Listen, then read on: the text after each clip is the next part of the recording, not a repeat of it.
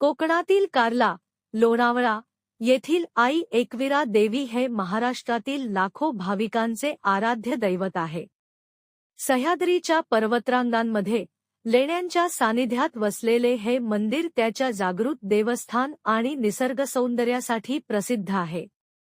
आई एकविरा देवीबद्दलची संपूर्ण माहिती खालीलप्रमाणे आहे. पौराणिक कथा. एकविरा देवीबद्दल प्रामुख्याने 2 पौराणिक कथा प्रचलित आहेत. पांडव आणि मंदिराची निर्मिती. असे मानले जाते की पांडव जेव्हा वनवासात होते तेव्हा त्यांनी या ठिकाणी वास्तव्य केले होते. त्यांच्यासमोर आई एकविरा प्रकट झाली. पांडवांची भक्ती पाहून देवीने त्यांना एका रात्रीत मंदिर बांधण्याचे आव्हान दिले. पांडवांनी आपल्या शक्तीने आणि कलेने एकाच रात्रीत हे भव्य मंदिर आणि पाण्याचे कुंड तयार केले. पांडवांच्या या भक्तीवर प्रसन्न होऊन देवीने तिथे कायमचे वास्तव्य करण्याचे मान्य केले. परशुराम आणि रेणुका माता. दुसऱ्या एका कथेनुसार आई एकविरा ही प्रत्यक्ष रेणुका माता, भगवान परशुरामांची माता आहे. परशुरामांनी आपल्या वडिलांच्या आज्ञेवरून मातेचा वध केला होता, परंतु नंतर वडिलांकडून वर मागून तिला पुन्हा जिवंत केले. असे मानले जाते की रेणुका मातेचे हेच स्वरूप कोकणात एकविरा म्हणून पूजले जाते. एकविरा म्हणजे जिला कोणीही वीर, शत्रू हरवू शकत नाही अशी. भौगोलिक स्थान आणि वैशिष्ट्ये. स्थान. हे मंदिर लोणावळ्याजवळ कार्ला येथे एका डोंगरावर आहे. लेणी. मंदिराच्या अगदी शेजारी प्रसिद्ध कार्ला लेणी, बुद्धिस्ट केव्ज आहेत. हे प्राचीन भारत आणि संस्कृतीचा एक अद्भुत संगम आहे.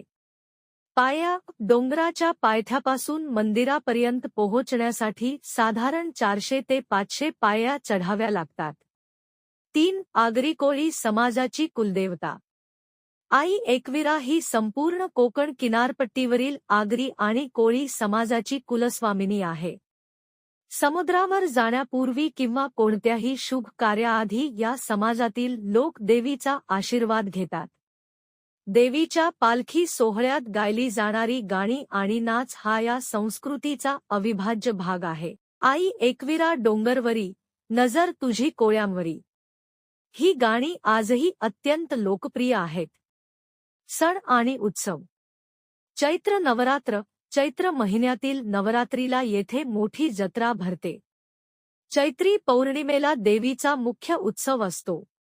अश्विन नवरात्र. दसऱ्याच्या काळातही येथे 9 दिवस विविध धार्मिक कार्यक्रम आणि भंडाऱ्याचा कार्यक्रम असतो.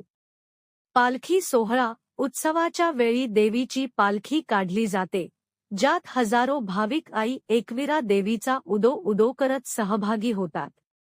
मंदिराचे स्वरूप. मंदिराचे बांधकाम अतिशय साधे पण प्रसन्न आहे. गाभाऱ्यात देवीची शेंदूर चर्चित स्वयंभू मूर्ती आहे. मंदिराच्या समोरच एक पवित्र पाण्याचे कुंड आहे. डोंगरावरून मावळ प्रांताचा आणि सह्याद्रीचा विहंगम नजारा दिसतो.